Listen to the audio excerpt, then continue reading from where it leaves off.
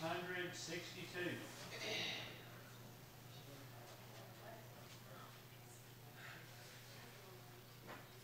I want to sing a song. We'll ask Alan if he will do some opening prayer.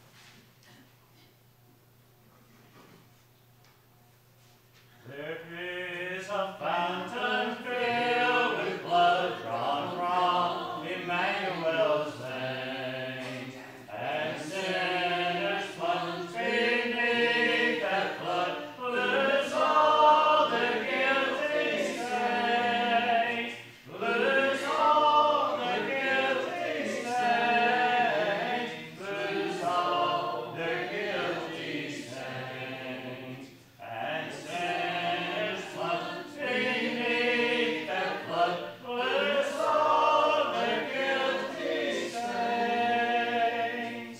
Their sins by faith I saw the stream, thy flowing wounds of life. Redeeming love has been my theme, and shall be till I die, and shall be till I die, and shall be till I die. Redeeming love has been like me, and shall be till I die.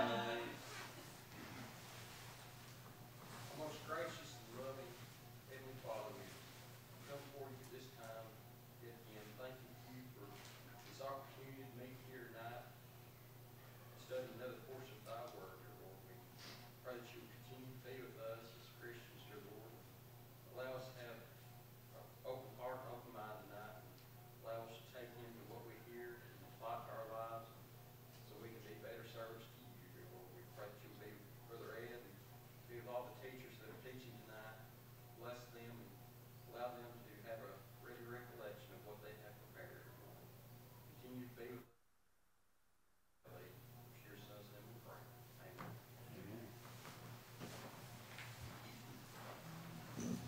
Thank you.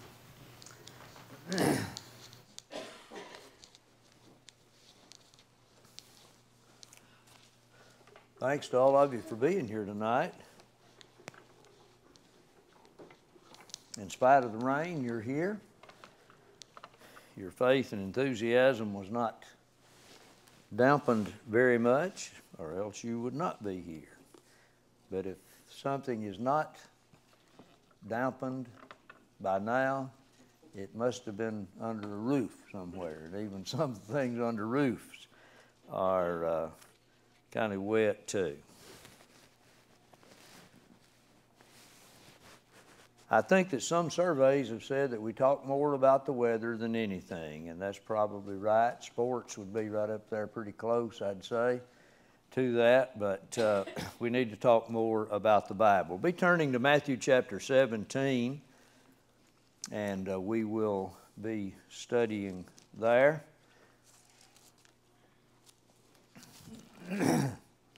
Matthew 17. The life of Christ has lots of different scenes and occasions that are very important. There isn't anything that Jesus did or said that is not important and is worthy of our consideration.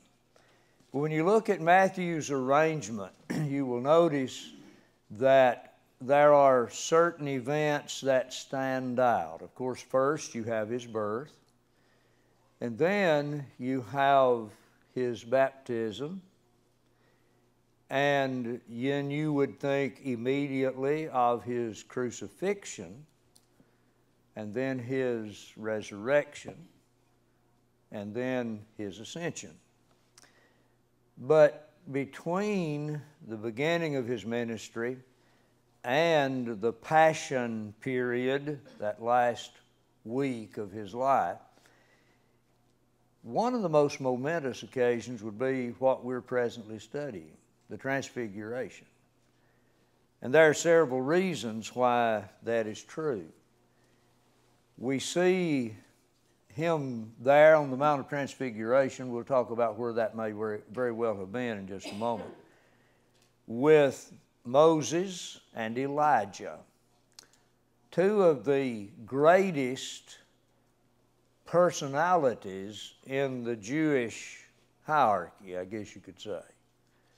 Moses was the lawgiver, and he received the law on Mount Sinai. But when you read about the life of Elijah, he also received information from the Lord on Mount Sinai. And it is significant that the two of them are here with Jesus on the Mount of Transfiguration. Last time we talked about when it occurred, and we talked about who was with him.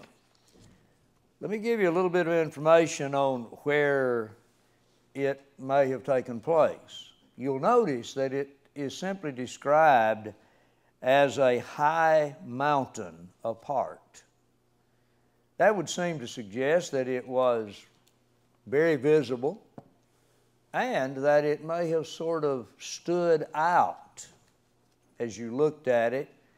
It was apart, separated from other things that might have distracted from it. Tradition says that the Mount of Transfiguration was Mount Tabor, or Tabor, T-A-B-O-R. And I remember seeing slides from people who traveled over there, and they would show you Mount Tabor and tell you, now this is the traditional site. I knew a fellow, I believe he was one of my teachers at Lipscomb, who had made a couple of trips to the Holy Land, and when he went the first time, they took him, he went on a guided tour, and they went to the site where Jesus was baptized in the Jordan. They said, this is the site. And so they told the story, the tour guides did and all of that. Maybe a couple or 3 years later, he went back, took the same tour. And when they came to the place where Jesus was baptized, it was a different place. And someone asked the tour guide, he may have asked the tour guide, I was here previously, and it was upstream or downstream, I can't remember, here on the Jordan. And the guy said, well, yeah, we had to change it because we had to do some reconstruction up there at the other one, So when you go on a tour sometimes, Jesus was baptized in the Jordan. I don't know if they know the know the exact location. But through study and research, you could probably come close. But everything is not always like, exactly like we think it should be. I still think about the old story about a fellow who was selling an antique axe.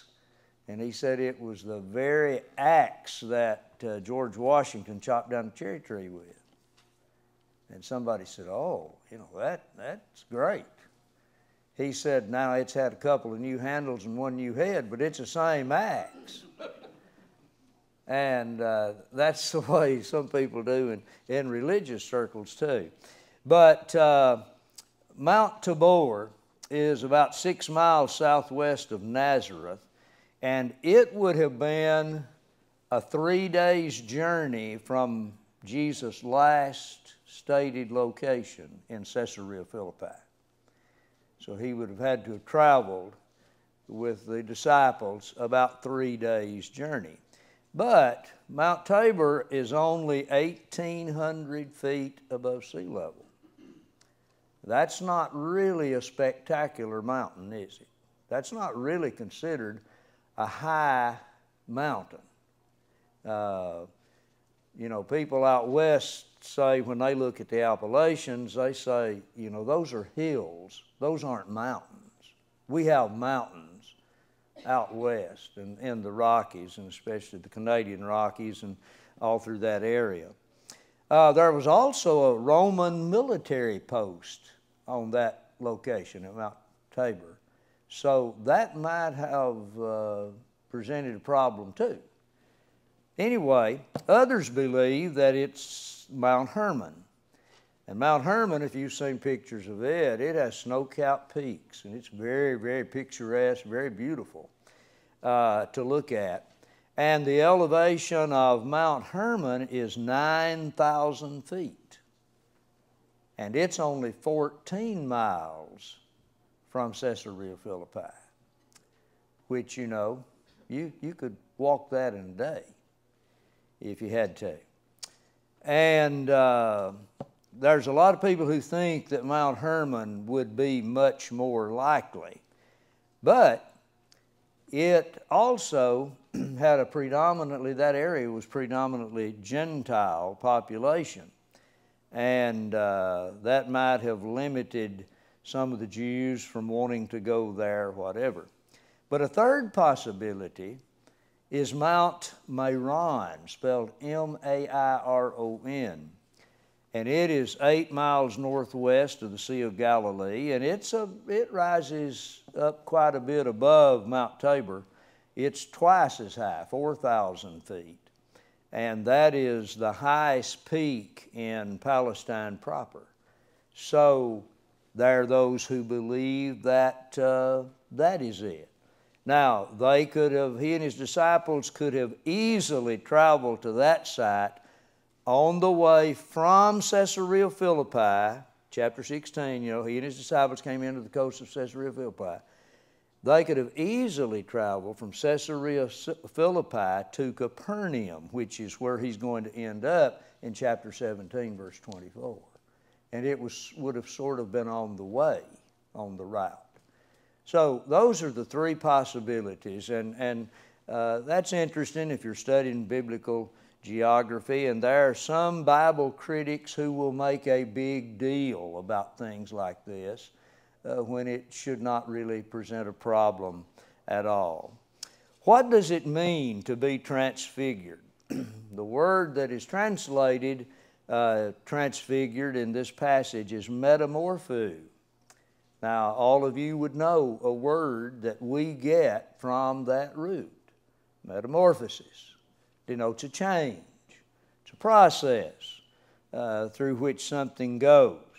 The same word appears in Romans 12. And I want us to turn and look at a couple of passages in Romans 12 first. And you're familiar with this passage. And I think it's good that we look at it because of this very connection. In Romans 12, verse 2, Paul wrote, "And be not conformed to this world, but be you transformed." There it is. Be you transformed by the renewing of your mind, that you may prove what is that good and acceptable and perfect will of God. That's the same Greek term that you find in Matthew 17 that is translated transfigured. Now, there's a second passage in 2 Corinthians, 2 Corinthians chapter 3.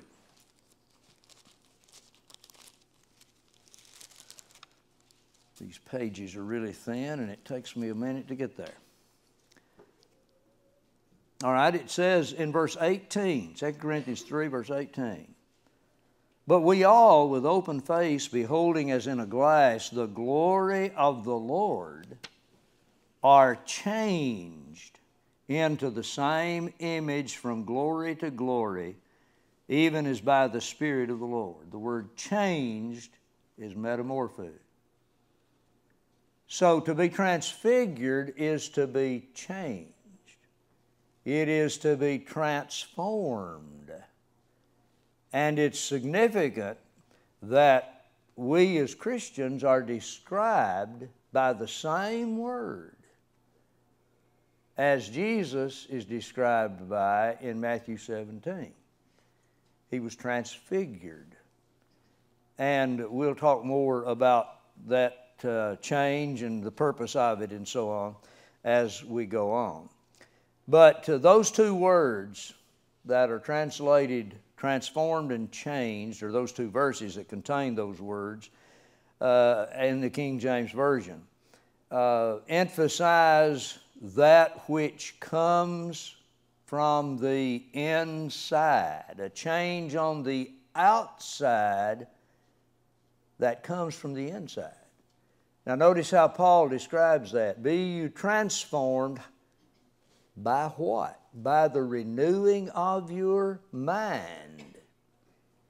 So the change is wrought from the inside out, not the outside in.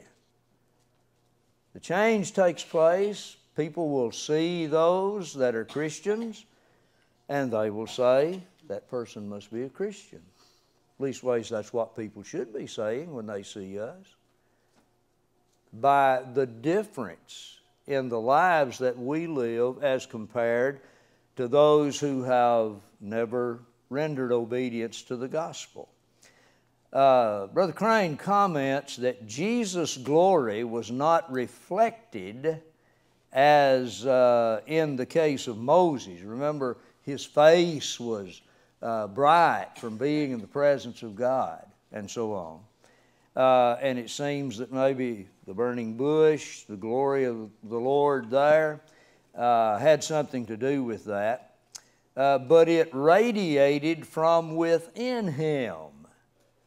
The things that are said about Jesus being transfigured, it came from the inside out.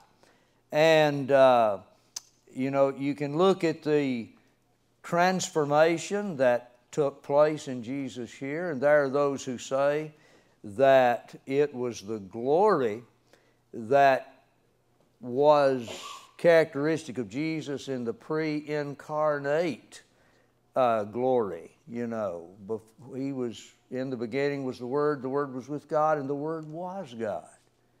And how glorious he must have been. The glory that is ascribed to God in the Old Testament would have been characteristic of the glory that Jesus had prior to coming to earth and becoming flesh.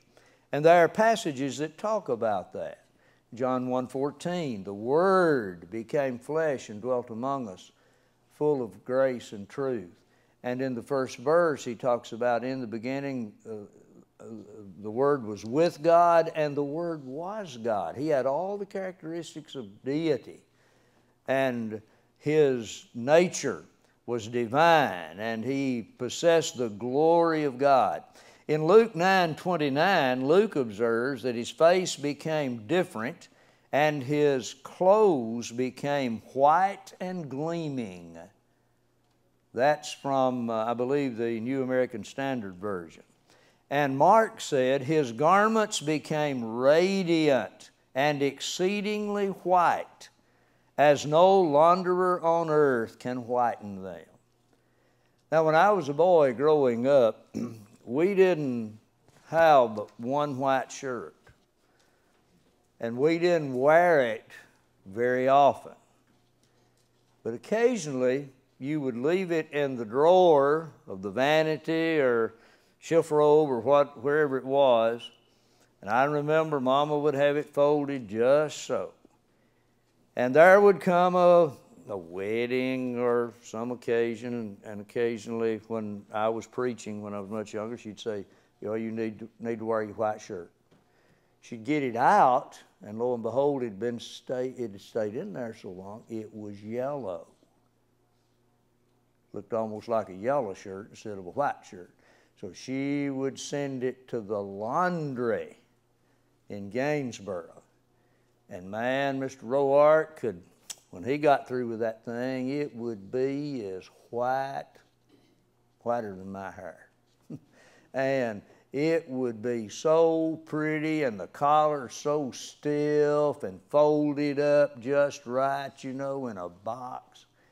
Man, it looked good. Now, the King James says, no fuller, F-U-L-L-E-R. That's the word for launderer. Somebody that does laundry. No one could make Jesus' clothes as white as they were. Now that must have been a spectacular scene. And clearly the purpose of the Transfiguration was to establish before the apostles who were there to witness that, Peter, James, and John, that Jesus was the divine Son of God. Peter had made that confession in Matthew 16, but then he had turned right around when Jesus began to tell them about having to go to Jerusalem and there to suffer and die. He turned right around and rebuked the Lord and said, that's not going to happen. So he didn't fully understand and appreciate it. His faith was not as strong as it ought to be. So this would signal the fact that Jesus was the Son of God. You can look at some scriptures. We won't take the time to do that tonight, but there are several passages in the book of Revelation that denotes the glory, the appearance of Jesus as John saw these visions and so on. But in Daniel 7 verse 9, there's a reference that would be worthy of study. Matthew 28 verse 3, Acts 1:10. And then Revelation 1:16, Revelation 4:4, 7:13, and 10:1 would all be good to study in connection with that. Who appeared with Jesus? Why did they appear? And what did they talk about? Well, Matthew doesn't tell us what they talked about, but the other writers do. And Luke reveals in Luke 9:31 that they were, quote, speaking of his departure, which he was about to accomplish at Jerusalem. Now that's what Moses, Elijah, and Jesus were talking about. They perhaps were trying to encourage him, and it could have been that Jesus was explaining to them exactly why he had to die, because the disciples didn't understand it. And there are statements in the Scriptures that indicate that there were things that the prophets desired to look into that they didn't understand. So maybe Jesus was enlightening them somewhat on what was going to happen and the whys and wherefores of it. As we stated earlier, Moses and Elijah represented the greatest Jewish lawgiver and perhaps the greatest Jewish prophet, because they both were very important in Jewish circles. And they would have been very appropriate guests, I guess you could call them, there on that mountain. Moses had written that God would raise another countryman, that is, someone from his own nationality, like unto himself, and into whose mouth God would put words to be delivered to his people. That's in Deuteronomy 18:18. Moses had died and been buried on a mountain, Mount Nebo. And he had been buried by the Lord himself. And Elijah, one of the great prophets, is known for his face-off with the prophets of Baal that you're all familiar with, and his opposition to Ahab and Jezebel, who were exceedingly wicked as king and queen. And he was one of two who did not die. He was taken up by a whirlwind in a chariot of fire. And so he would have been a very, very important character. And as I mentioned earlier, not only did Moses receive revelations from God on Mount Sinai, but Elijah did too, as you can learn from reading 1 Kings 19, verses 8 through 12. Both of these men are mentioned in the final words of the Old Testament. If you go to Malachi chapter 4, verses 5 and 6, you'll find that both Moses and Elijah are mentioned in those verses. So they were key figures from two different periods of Hebrew history, but they were both very highly respected. And their appearance, in my opinion, signaled that a very momentous shift was about to occur in God's scheme of things. And that would involve the doing away of the law and the prophets, just as Jesus talked about in Luke 24, verse 44. After his resurrection, he talked about the things that, the law and the Psalms and the prophets, about all of that being fulfilled. And in the book of Matthew, if you go back to chapter 5, what do you have Jesus saying? I came not to destroy, but to fulfill. He didn't take away the law in the sense of just tearing it up and shredding it. He took it away by fulfilling it. That is, He was the fulfillment of the purpose of the law. The book of Galatians says that the law was our schoolmaster, our tutor, as some translations uses, to bring us to Christ. In the book of Colossians, Paul says that He took it out of the way, nailing it to His cross.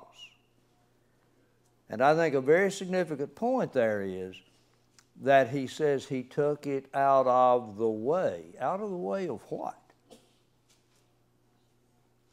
If you take something, if I turned this stand over and blocked this aisle, and you came down through here later, of course, some of you are long enough legged you could step over it, but it would be in your way. You'd say, that's in the way. And so you have to move it. Well, the law was in the way of bringing together the Jew and Gentile in one body, as the book of Ephesians shows. So if you're going to have all men united in Christ, you got to do away with the law. And if Jesus is going to serve as our high priest, you got to do away with the law. It was in the way of Jesus serving as our high priest. How so? Because he wasn't from the tribe of Levi. And the law of Moses said that the high priest had to be from the tribe of Levi. So he would have been a lawbreaker. So it was necessary for that law to be taken away. Read and study the book of Hebrews, and you'll find out why the law had to be removed. And there are other passages too sprinkled throughout. Some of you have not heard me tell about Joe Shulam, who was a Jewish student at at Lipscomb when I was there. And he said, somebody asked him one day in class, how did you come to be converted, Joe, from Judaism to Christianity?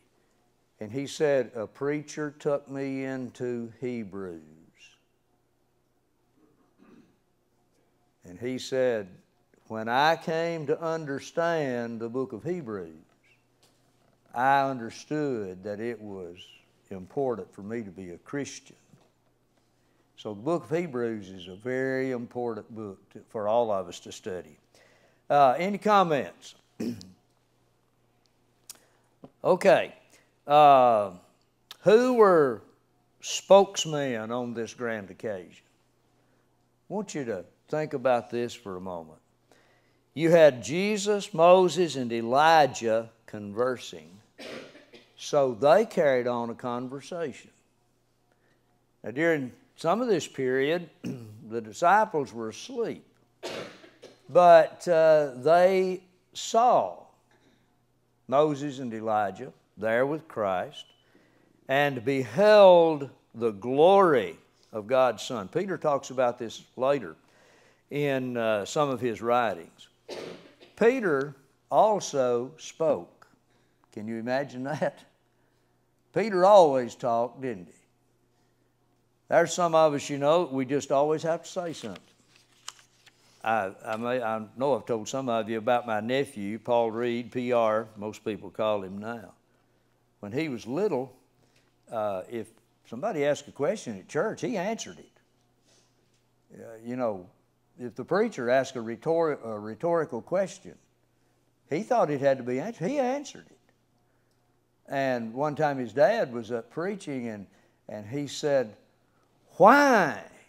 To make a point. And All Reed was sitting back there in his mom's lap, and he said, cause. And if the person making announcements said, are there any other announcements? He would say, no. And we still kid him about how he would bring chuckles from a lot of people because he was always wanting to answer the question. He's still a big talker today. But Peter said something very worthwhile. Peter had confessed Jesus as the Son of God. When he talked to Jesus rebuking him for what he had said about going to Jerusalem and dying and suffering so much, that was not really good. Do you remember what Peter said on the Mount of Transfiguration? What? Let's build 3 tabernacles. Yeah, what did he say before that? It's good for them to be there. Lord, it's good for us to be here. I've heard lots of sermons preached on that through the years. You know what? It's good for us to be here tonight. We may take this midweek service kind of for granted sometimes. You know, I'm tired. Been a long day. It's rainy. It's cold. It's hot. You know, whatever.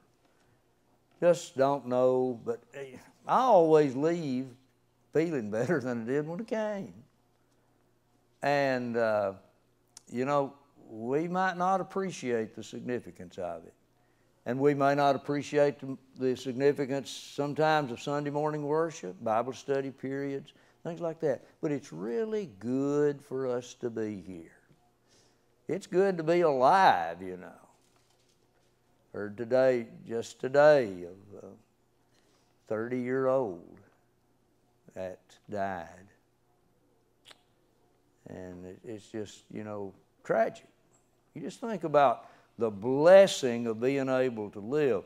But Peter understood this is a momentous occasion. Lord, it's good for us to be here. Now, as Barry said, he said, let's make 3 tabernacles. Now, he said, if you will. He was trying to get permission from the Lord. The word translated tabernacle means a booth, a tent, a temporary dwelling. I wouldn't have had a tent out of canvas or metal or anything like that. He was probably suggesting, let's build 3 temporary dwellings, shelters. One translation even has the word shrine in it. Let's build 3 shelters. And some believe that Peter was hoping that they could stay a good while, maybe all night. Spend the night with Moses and Elijah and the Lord there on that mountain. And so he was making an offer of hospitality, some think.